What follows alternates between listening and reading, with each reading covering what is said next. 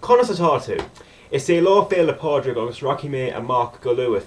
Bé a lán daoine ag óil ach ní óla mé is fearlam a dhéanamh gan on óil. Hello, and I hope you all enjoyed that little bit of Gaelic that I added in to express my native culture on this day. Yes, it is St. Patrick's Day. Happy St. Patrick's Day to all who care to celebrate this occasion. I know that it's not really a universally celebrated occasion, but I do think that it has exported itself pretty impressively when you consider how small this country is. So to anyone who is going to celebrate it, have fun. I'll be going out later myself. I'm sure even if you don't have Irish blood in you, you will be adding an Irish dimension to yourselves today by the way you've expressed yourselves. I don't personally drink, just never really cared for it. I mean, you can call me a label for that if you want, but I wouldn't really describe myself that way. I just never really cared for it. Maybe when I turn 18 in 6 months' time, I'll develop a new acceptance for it, but I just never really cared for it. And yeah, I am wearing some green, not as much green as I would like. This isn't really the very nice shades of green, but I will be going out later. Hopefully I will find maybe a novelty green hat that I can wear and salvage my image a little bit. But that is for later. For now I wanted to do this because this is what I said I was going to do as soon as the card was confirmed. And now, for all intents and purposes, it has been. So let's get to it. A comparison / preview of WrestleMania 26. Because I have said before, and I still believe this now, this is the strongest WrestleMania card in a long time.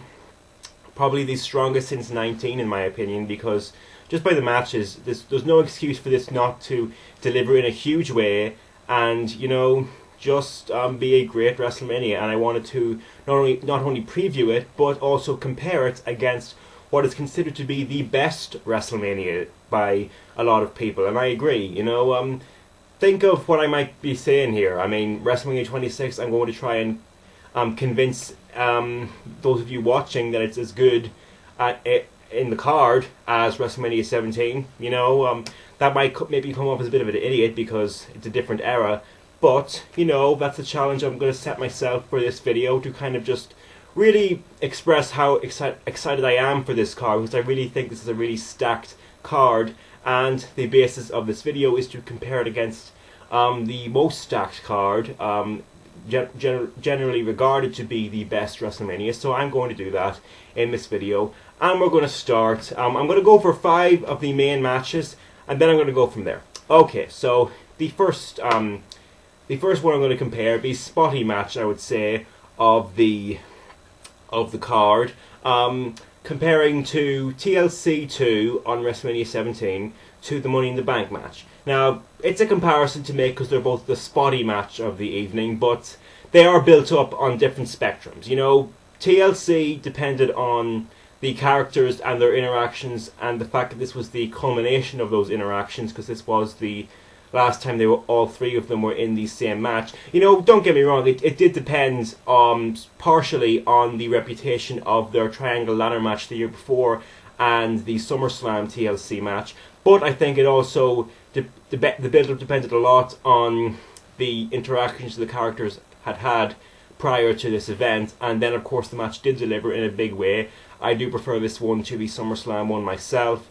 You know, it's open for different interpretations, but I prefer this one. And the Money in the Bank totally depends on the reputation of previous Money in the Banks. The fact that whoever wins the Money in the Bank goes on to actually win the title in all cases, well, so far in all cases, that just builds the reputation of this match, that it is an important match.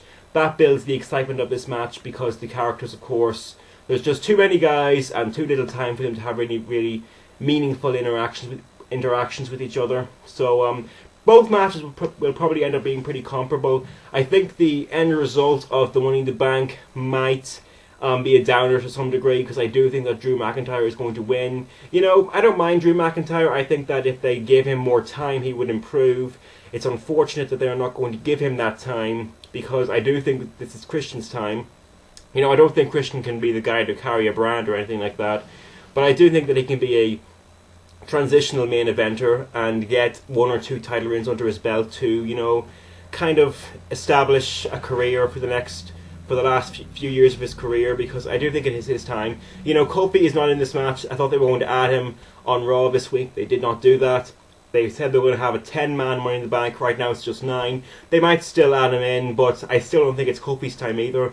You know, he's been deflated since this feud of Randy Orton kind of just faded away, so I don't think it's his time. I think it's Christian's time, but that's not going to happen. I do remain confident that Drew McIntyre will win.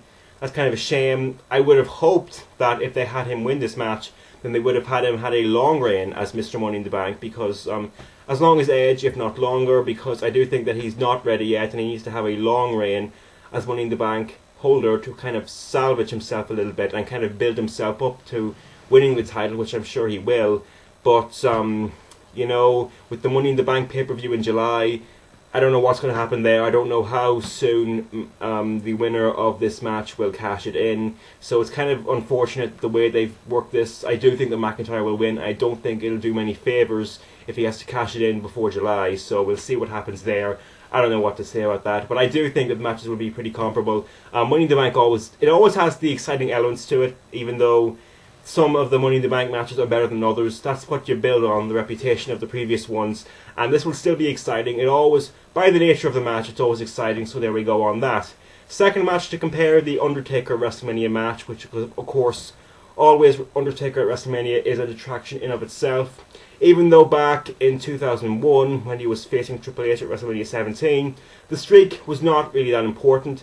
It was not used as the premise of the feud. As a matter of fact, this is a match that, you know, Triple H was feuding with Steve Austin, and then they had their two out of three falls amazing match at No Way Out, and Steve Austin lost, and for some reason went on to the main event. That was kind of weird the way they did that. But Triple H was left to have a match with the Undertaker, so the build-up was kind of not really there. And then the match was very good. I'll say that the match Undertaker versus Triple H was very good. The build-up, of course, does not compare to Undertaker and Shawn Michaels, but that's, you know, the streak is there in all its glory at this time. Almost 10 years later, the streak is definitely more important. That's just a natural progression of time, sort of thing. And of course, Shawn Michaels with his career on the line. If this is actually going to be Shawn Michaels' last match, which I really doubt it's going to be, because I do think that Taker will win. I'm sticking to my guns on this. I really think that the streak will live on and the streak will never be broken. That's just me. I don't think this will be Shawn Michaels' last match, all things considered, but I don't think that Undertaker will. I think Undertaker will cause him to go away for a while in that sense. You know, the match in terms of match quality, you know, Undertaker and HBK will definitely have more of an emotional feel to it, probably a lot more than their last year's match. It's a no-holds-barred match, so, well, not no-holds-barred, just no DQs and no countouts.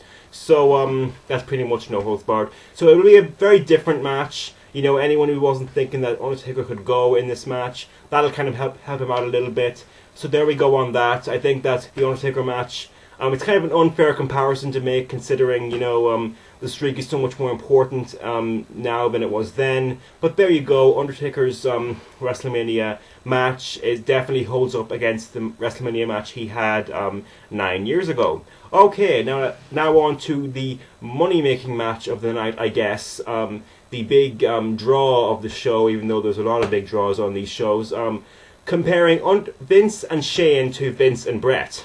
Now, up until Raw this week, I was kind of had a premonition about how Vince and Bret would go. That it would end up being a matter of Bret comes in with the broken leg, and then Vince comes out. It looks like Vince has the advantage.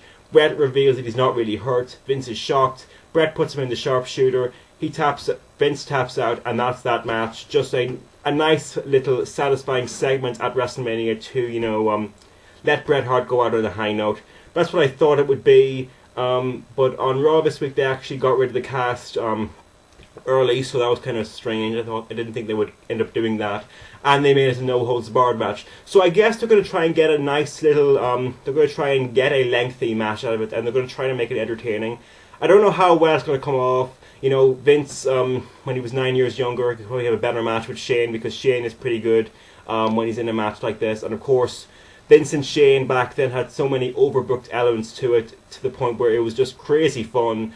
I don't know if Bret and Vince will have that same thing, but the fact that they're probably going to try and have a real match will be interesting to see how that goes. You know, obviously Bret will go over. I don't think that's any mystery, to be honest. But there you go, the entertainment match of the night, I guess.